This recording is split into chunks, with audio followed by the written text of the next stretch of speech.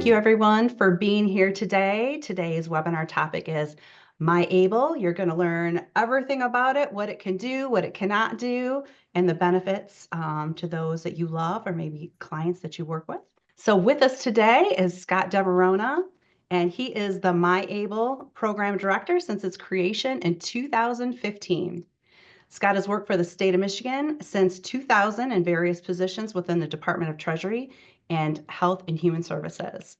Throughout his career, Scott has served the citizens of Michigan by returning lost, abandoned, and unclaimed property to the owner or heir, designing, developing, testing, and implementing new management information systems, teaching financial empowerment, loan literacy, and repayment strategies.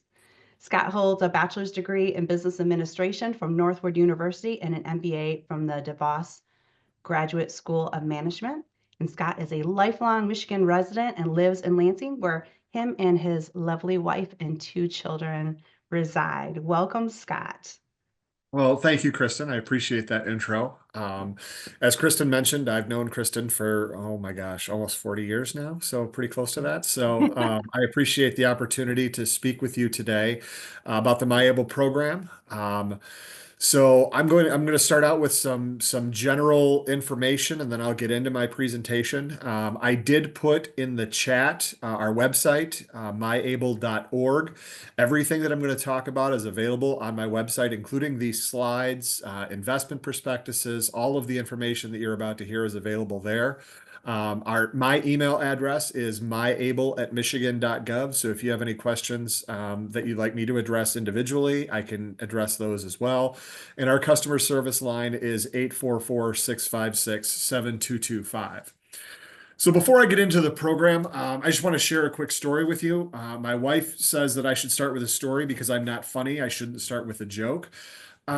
So the story that I tell is about how this program came about. A gentleman walked into his financial planner's office and said, I need to start saving for my kids' future expenses, education, all the things that they're going to need. And the financial planner said, that's great. We got lots of education programs. And the dad says, well, I've got a daughter with Down syndrome. How can I save for her? And the financial planner says, you can't. If you save for her, she will lose her benefits. If she has too much money, she will be told that she can no longer access the programs that she needs because of that disability. And the father went, that is the stupidest thing I've ever heard. She's going to have expenses. She's going to have things that she needs to buy. So why not have a place for her to save those things?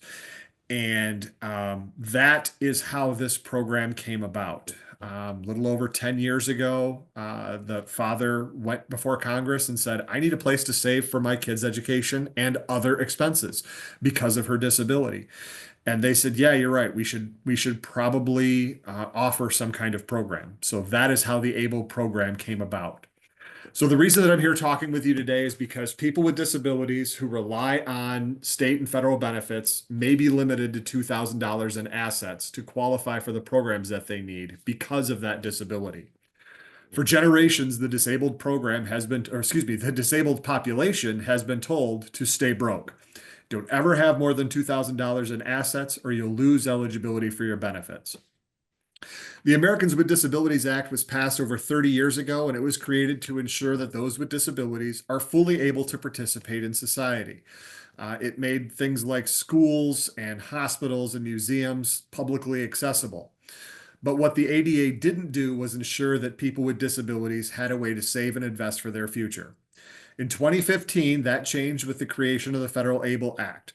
Congress realized that forcing people into poverty due to a disability is not sustainable and prevents them from becoming economically self-sufficient. That's what we all want for all of our kids. We want everyone to be economically self-sufficient. The Michigan Department of Treasury has long been an advocate for financial literacy, and now with the ABLE program, Treasury is helping those with disabilities to become empowered financially. The disability community can now plan, invest, and save for their disability expenses without jeopardizing eligibility for the programs and services that they need. An ABLE account can be the first step to becoming financially self-sufficient. So before I get into the slides and the presentation, I want to talk to you a little bit about what this is and what this is not. Having an ABLE account is not going to increase or create income. This is a place to put earned income, things like wages, business income, or other money, including donations and gifts. It's like a savings account with some special features. And today I'm an expert in the Michigan program. If you have questions about other state programs, there are 44 other states that have ABLE programs. Um, so I encourage you to look to your home state, if Michigan is not your home state, to check out their program. Everything that I'm going to talk about today is on our website, but more importantly, it's covered in our 130-page MiABLE program disclosure statement that is available on our website. And that has everything, including recorded webinars, investment prospectuses, and other important details. The rules for ABLE accounts are the same across the country, but there are some state-specific things that I'm going to talk about when I get to what it does nationally. So with that, I'm going to start sharing my screen so that you all can see what I'm talking about. And it is also captioned, so if anybody has hearing difficulties, you have it there as well. So let's talk about it from the very beginning. What are the rules? So in the ABLE world, you are limited to one account per person, which means if you open an account in Michigan, you can't open one in Texas or Virginia or Arizona. Likewise, if you open an account in Arizona, you can't open one in Michigan. Now, rollovers are allowed. So if you have already opened an account in another state and you decide you want to move the money to Michigan, or if you open a Michigan account and you decide you move to Arizona or Nebraska, you can move that money or roll it over into those programs. Second rule of ABLE accounts is that the account is owned by the person with a disability. The money in the account belongs to them. Regardless of who put the money in the account, regardless of how the account is funded, the money belongs to the person with a disability. Now, we do have individuals in our program who are either lack capacity, are not adults, they're minors, or they don't want to administer their own ABLE account. And for that reason, we allow what's called authorized individuals to open, administer, and manage accounts on behalf of an individual with a disability.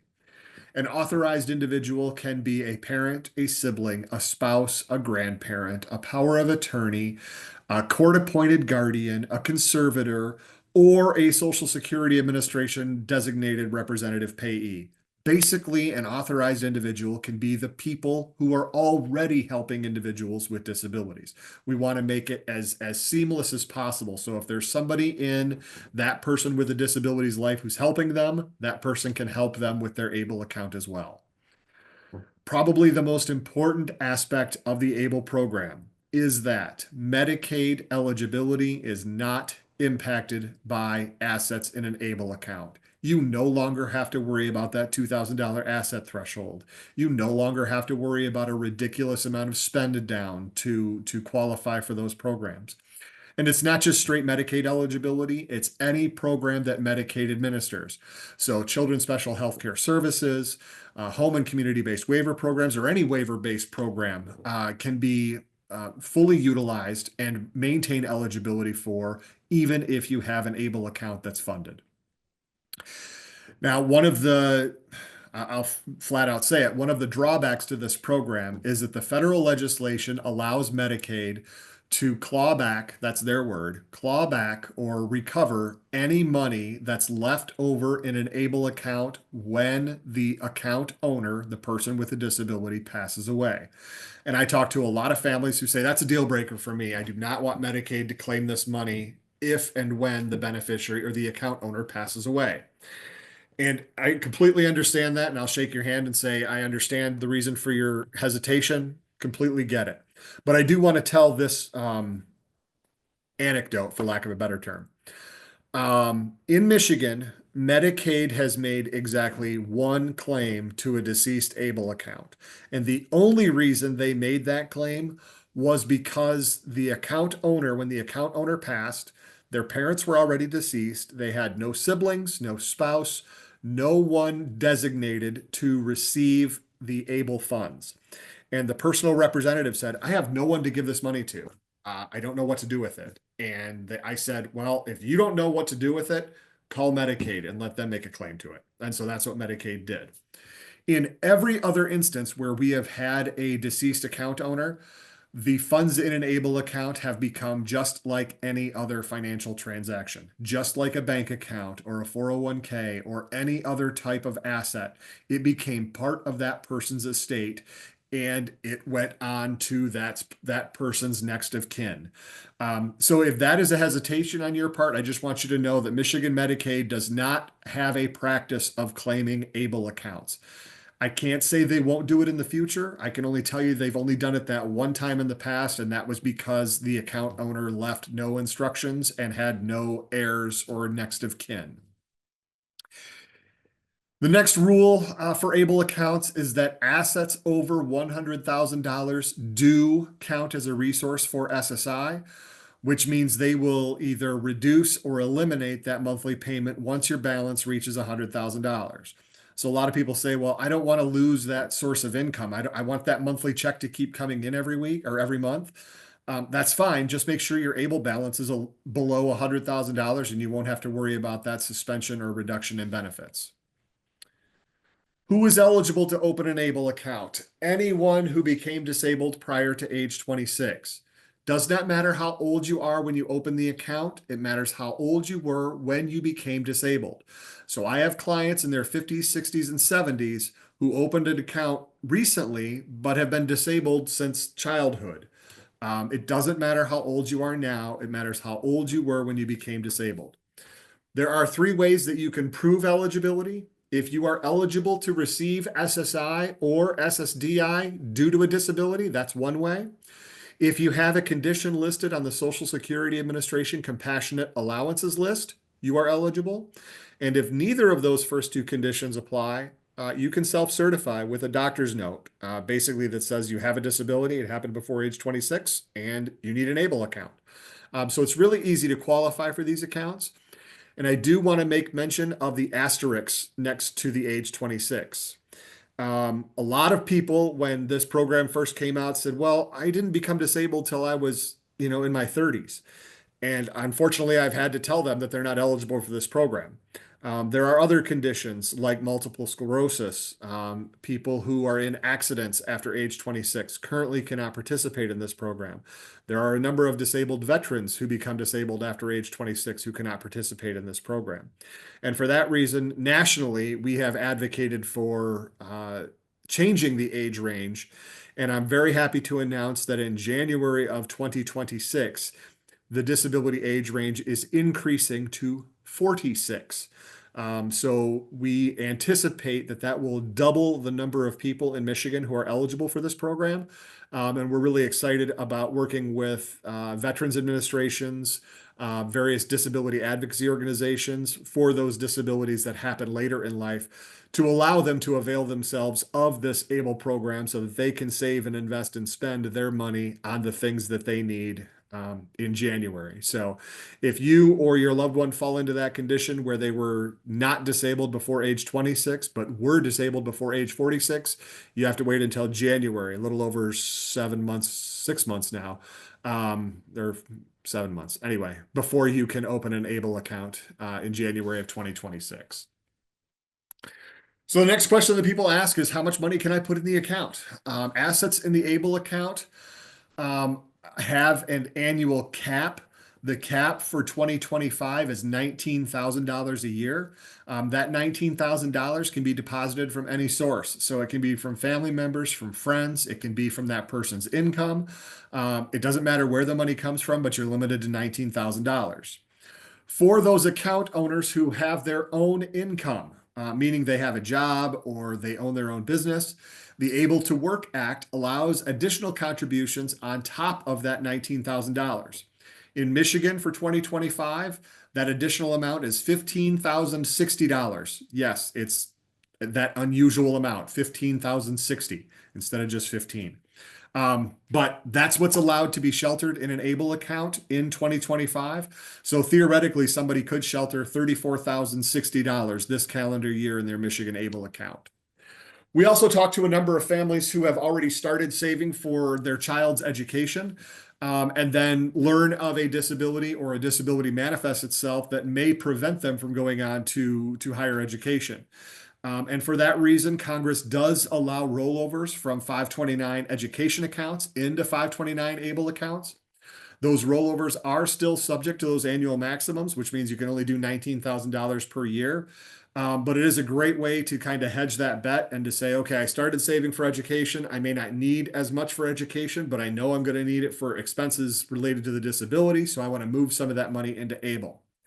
One thing I do want to mention is Congress did what they called a sunset clause on that rollover.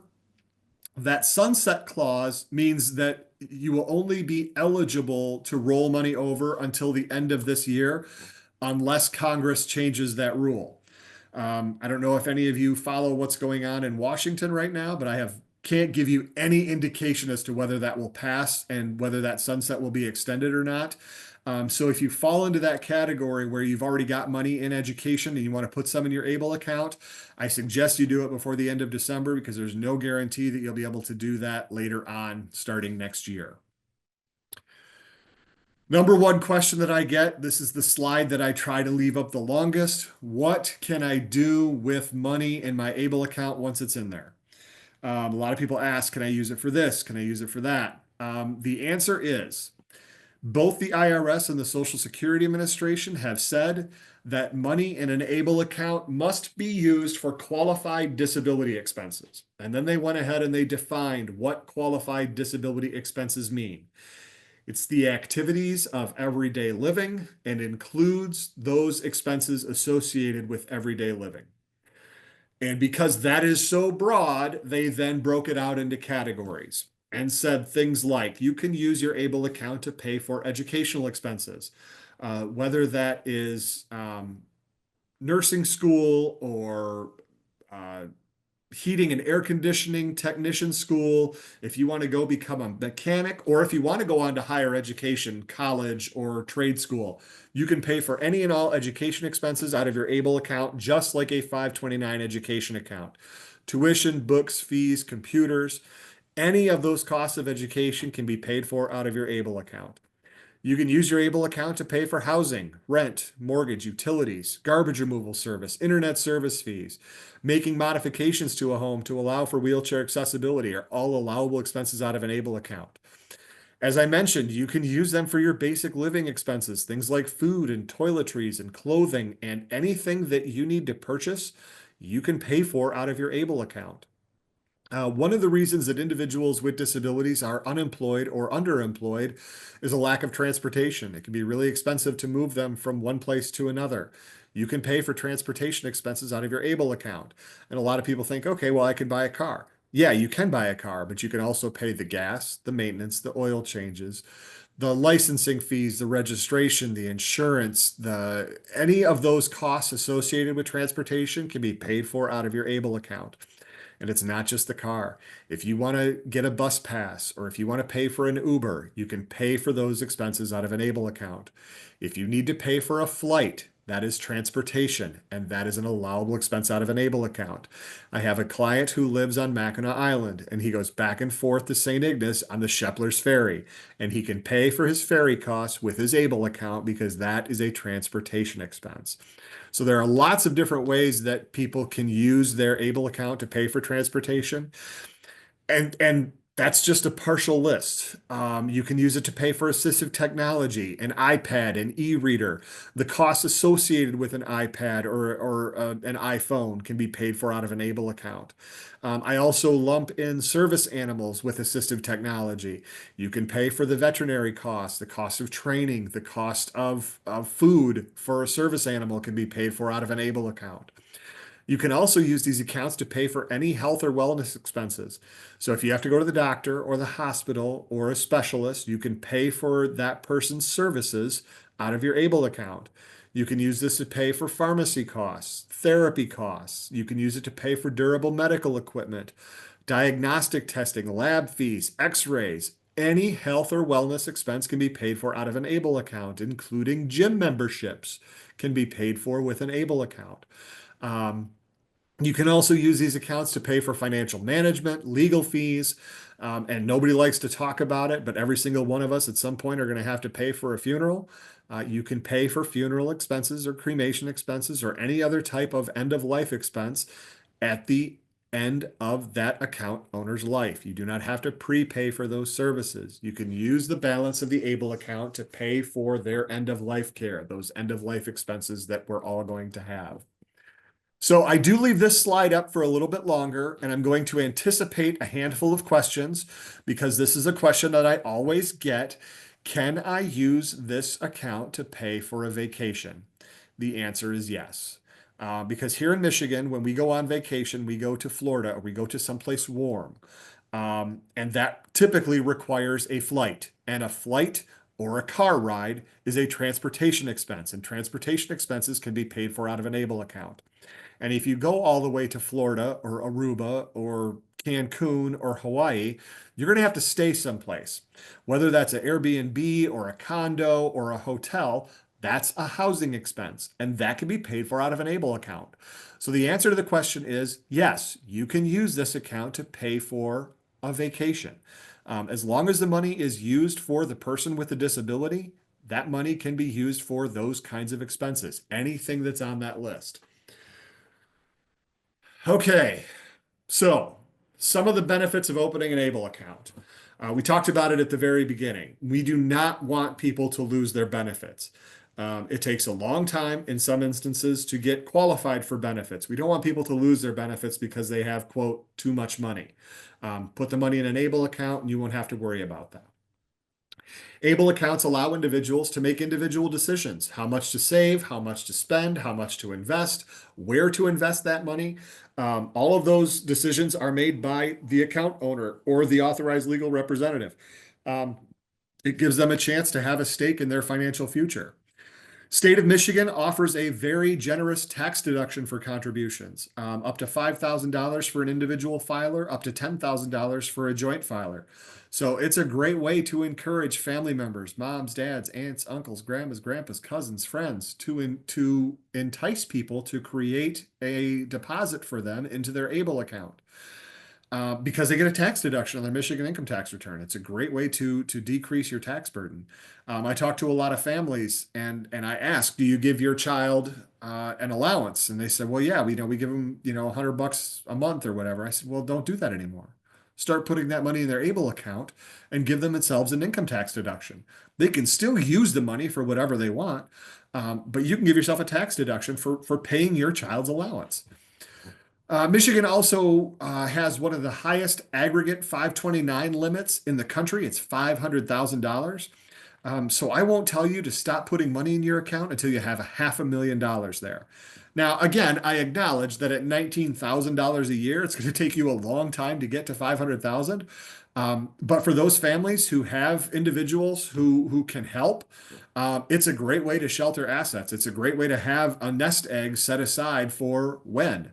Because that's what we're all planning on. What happens when? What happens when I pass away? What's going to happen to my kid? What happens when, Aunt Susie passes away? What are we going to do with her stuff? So I encourage people as they're opening their ABLE accounts to start thinking about those decisions, start thinking about that estate planning, to start thinking about what happens when. ABLE accounts are inexpensive. It's under $60 a year annually. All of our expenses are taken out of deposits that have already been made. I'm not going to send you an invoice or a bill or anything like that. And I will also talk to you how you can actually decrease your annual fees by signing up for electronic delivery of documents. But we'll talk about that when we get into the enrollment slides in a little bit. The Michigan program offers 8 different investment options. So if you are an aggressive investor, you can invest in our aggressive option. If you are a little more conservative, you can invest in one of our growth options. And if you're really conservative, you can look into our conservative option. We also have a money market option that has no market risk associated to it. And if any of you are following the stock market recently, the money market option is a really good option with the stock market doing what it's doing right now. And then we also have a checking account option that's available to you. So if you are going to be using the accounts transactionally on a regular basis, we have a checking account option that makes it really easy for you to access your funds. One of the other benefits of an ABLE account is that it's flexible and works with special needs trusts. I talk to a lot of families that have already established special needs trusts, and they question whether they have a need for an ABLE account, and very well may not. But it's not mutually exclusive. An ABLE account is another tool in the tool belt.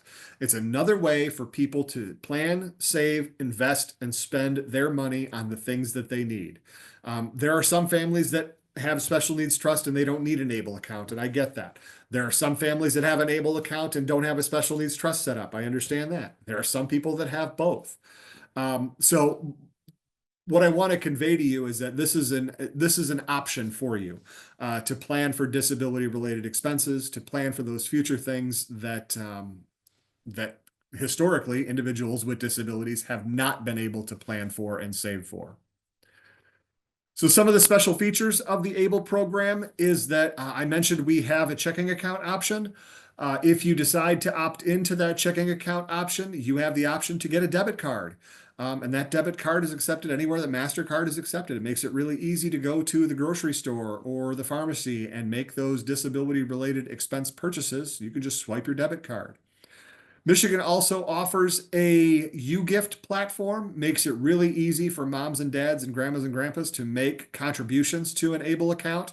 It's really simple. You get a 6-digit code, you put that 6-digit code on the check, and the money gets deposited into the ABLE account for that account owner.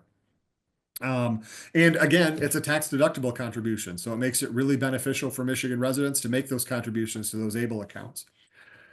I'm really pleased to announce that all ABLE account owners are now eligible to join a discount program called Amenity.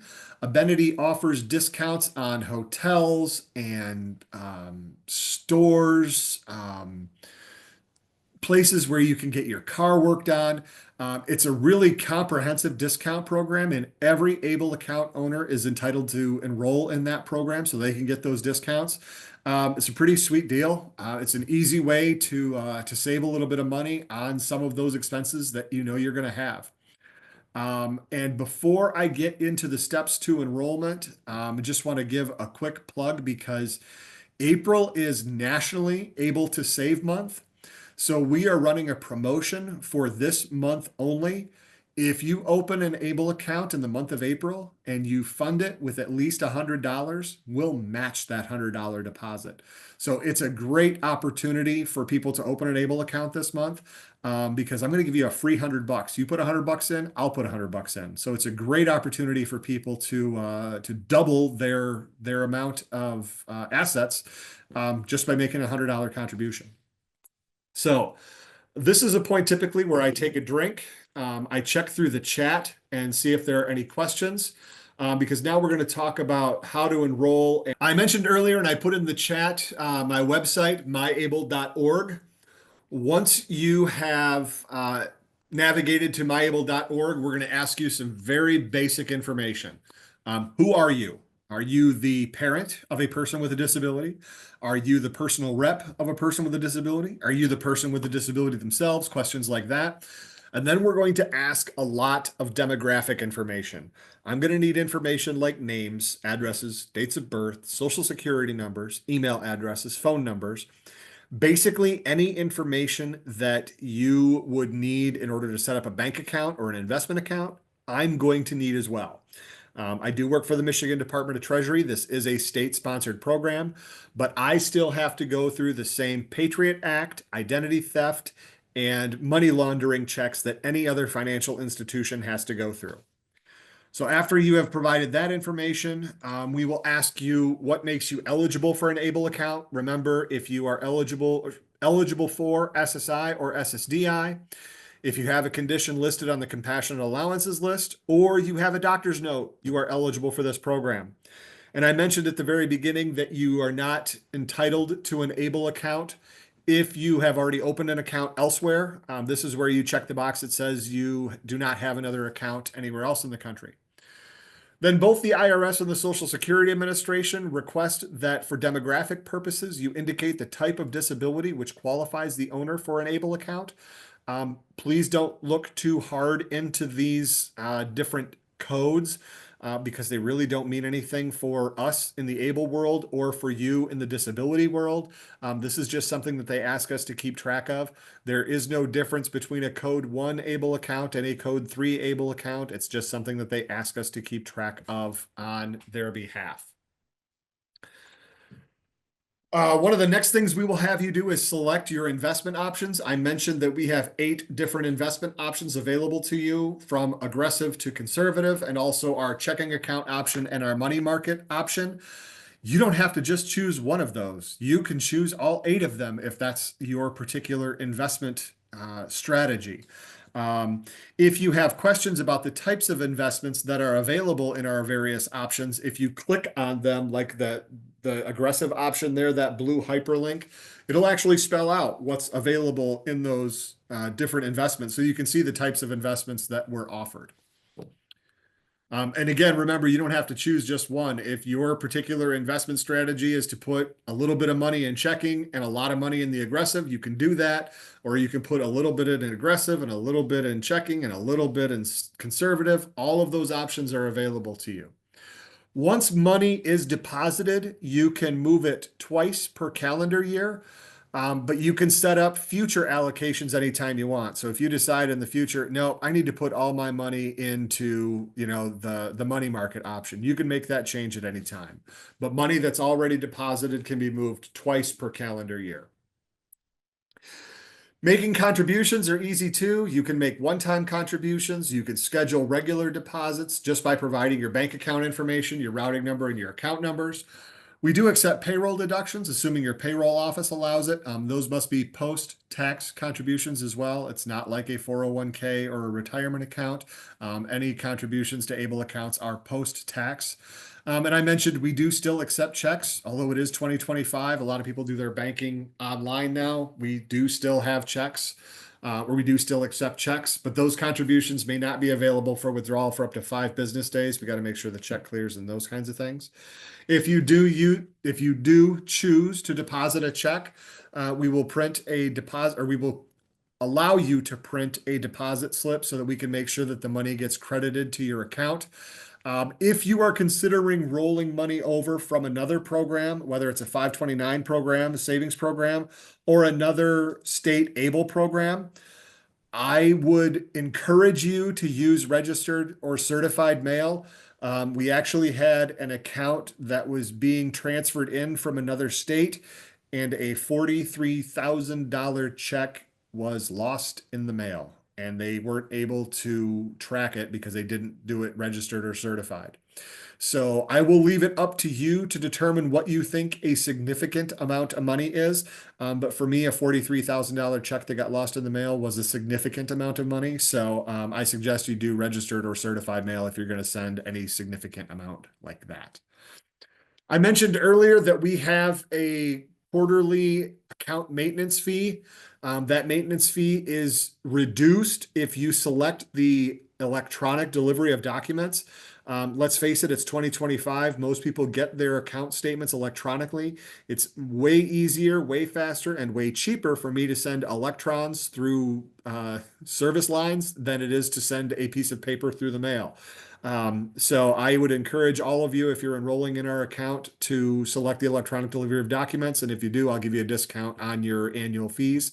You can also receive a discount on your Fifth Third checking account fees if you opt into the electronic delivery of documents at their site as well.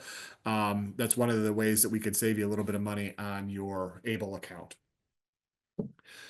One of the last things we'll have you do is to create a username and password. Most of you are probably familiar with this. You will also have to answer security questions. Who was your 3rd grade teacher? What was your first pet's name? What was the first concert you attended? Things like that, so that you can make sure that you're on the correct website if you ever lose your password and things like that. Then this is where I slow down again and I leave a little bit extra time on this slide, because this is your chance to look at all of your entries to make sure that you haven't fat-fingered an address or transposed a number on a social security number or provided an incorrect phone number. This is your chance to look through all those entries to make sure that you have them correct. If I have a question and I don't have a phone number for you, I can't contact you. If I need something additional from you for your enrollment and I don't have a correct email address, I have no way of getting in touch with you, so I won't be able to complete your enrollment. So please make sure that you double check and ensure that all of the entries are complete, um, so that you can get enrolled in the program. I mentioned at the very beginning of our talk the plan disclosure statement, that 132-page document that has all of the information about our program, the risks associated with the program, the various investments, and what the money can be used for is all contained in that document. You can print the document if you'd like. We also have your ability to download and save our privacy policy, our business continuity plan, and if you opt into the checking option, our fifth third terms and conditions. But it's a chance for you to print those documents, have those documents available to you if you ever are suffering from insomnia and you want to read that 132 pages, you can. I had to read it, so I think that some other people should read it as well. But the bottom line is it's a chance for you to have all that documentation available if you ever have any questions about your MiABLE account. Lastly, you'll get this slide that tells you your account number, when you establish the account, and that's a place where you can write down your username and password if you ever need to get them again. And I encourage all of you to print that page as well, so that you have it for your records if you ever need to contact customer service. Our customer service is available to you Monday through Friday, 8 to 5, regular business hours. If you ever have an issue with the website or with making a deposit or a withdrawal, you can contact them by phone or by email, mi.clientservice@savewithable.com. Our enrollment link is available there as well, miable.org. And I also listed, again, my email address, miable@michigan.gov. I am always looking for events or programs or any type of disability advocacy organization that might benefit from listening to me talk about the program for about 40 or 45 minutes. I do booths, I do conferences, I do trade shows, basically anywhere where people might benefit from listening to me talk about the ABLE program. Please feel free to reach out to me. My April is starting to book up. My May is starting to book up. We are doing a road show at some point in the summer in the Upper Peninsula. So we're looking forward to that. So we're going to get the word out to as many people as we can in this state that ABLE is here, ABLE is available, and it's a great time to open an account. So I'm going to stop sharing so that I can see you. And I'm going to open it up for questions, give you guys a chance to digest the information that I provided. And if you have any questions, great. I appreciate the opportunity to talk with you. But the floor is open. If you have a question, you're welcome to drop it in the chat, or you can unmute yourself and ask Scott. Scott, Hello. this is Elham from Disability Rights in Michigan. So what you're saying that people need to save their receipts to make sure that they spend the money that related to their disabilities? That is an absolutely great question. And no, you do not have to submit your receipts. You do not have to provide any evidence to me that these are qualified disability expenses. You don't need to save that. The only time you would ever need to provide that information is if the IRS and the Social Security Administration were to conduct an audit. And at this point, the program has been live since 2015. Neither the IRS nor the Social Security Administration have ever audited anyone on their disability-related expenses as it relates to ABLE. That being said, one of the reasons that I encourage people to use the debit card is because it'll keep track for you. You know, it'll be on your statement that you used your ABLE card at CVS or at Kroger or wherever you used it. So you don't have to keep track of that stuff. It's on your statement. You can say, here's my statement, here's where I used the card. I don't want you to send receipts.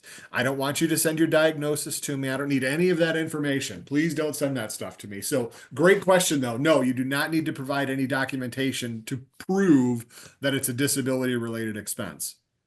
Okay, another question related to this. So let's say I want to go for a vacation. Mhm. I have the account, so I want to pay for my brother too. Can I do that? Absolutely. Assuming your brother is the person with a disability, yes, No, you can pay for his let's say expenses. he's not disabled. Okay.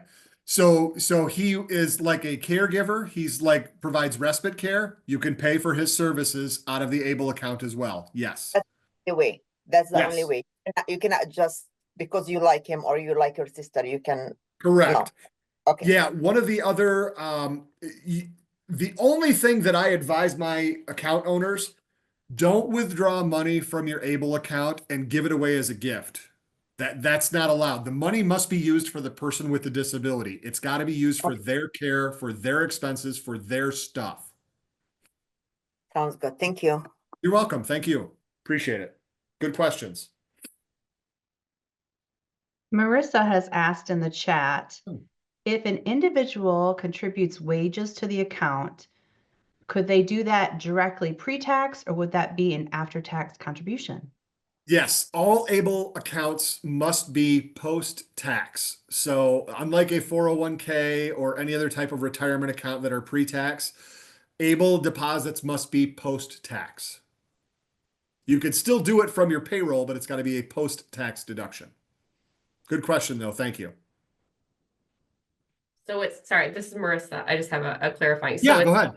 because I was reading on the website that it says distributions are not taxed, but I'm assuming that's like if you earn interest on the account, then Correct. the interest is not taxed. Okay.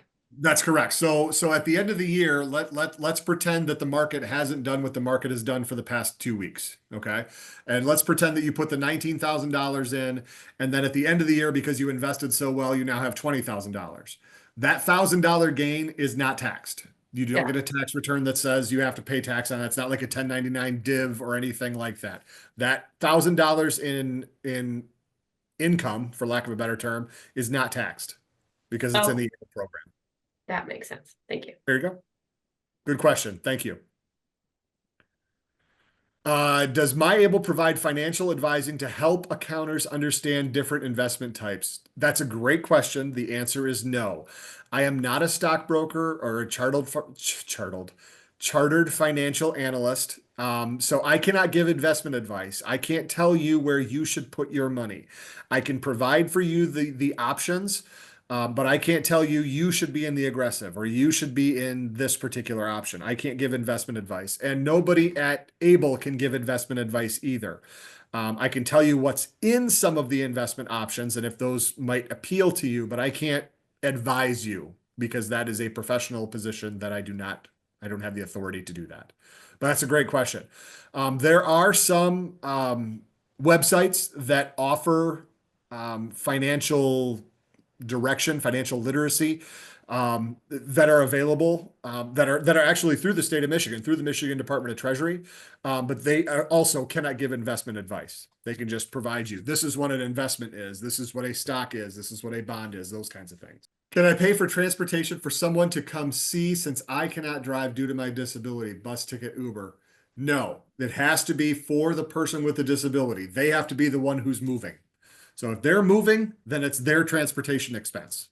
Are there any questions, Scott, that you find on your other educational engagements that are common that maybe some people here might find of value? Sure. The number one question that I get is what can I use the money for? It's all about those qualified disability expenses. So what I advise my account owners, and this is what I tell them, if the money is for the person with a disability, and it's for education, transportation, housing, healthcare, any of those things, it's an allowable expense. If the money is not for that person, or it doesn't fall into one of those categories, then use other money. Use money from a bank account. Use money from somewhere else. Don't use your ABLE account to pay for that. ABLE accounts were established for a reason. It was to pay for qualified disability expenses. And although that definition is very broad, if you have any questions, just don't use ABLE money to pay for things that aren't on that list. That's the number one question that I get. The other question that I get quite often is, Can you go over the numbers again? So are you ready? Here comes the numbers. $19,000 per year if you're not working. $34,060 per year in Michigan if you have income, if you are working. The next number is $100,000. When you have $100,000 in your account, that's where SSI will suspend your payments. And then in the state of Michigan, $500,000 is the max limit for an ABLE account. So those are the numbers. Can you talk a little bit more about the U gift? Sure, yeah. So every ABLE account that's opened gets a code. It's a 6-digit alphanumeric code, so numbers and letters. And then if you go into our platform, it's really easy to do. You just put in those 6 characters, 6 alphanumeric characters, and make a deposit. That money goes right to their account. So it's really easy. You don't have to remember any, super long account numbers. And, some people like me, my first name is Raymond, but everybody calls me Scott, and it just throws people off. So if somebody were to deposit money into Raymond's account, I'm like, is that mine or is that so? You don't have to worry about all that stuff. You just get the code. And if the code matches, the money goes right into the account. So it's really easy to use, really simple to make contributions. And again, those contributions are tax deductible. So it's a great way to give yourself an income tax deduction, especially this time of year. You have what, 7 days to file your taxes already? This year's flying by.